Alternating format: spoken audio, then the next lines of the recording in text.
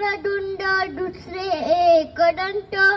कृष्ण पिंगाक्षणी तिसरे चौथे गजवक्र लंबोदर पाचवे रे सहावे विकट विघ्न राजेंद्र सातवे आठवे धूम्रवर्ण नववे नाव भालचंड नववे विनायक गणपती अकरावे बारावे गजानन अशा नावानी रे तुला नित्य आठवावे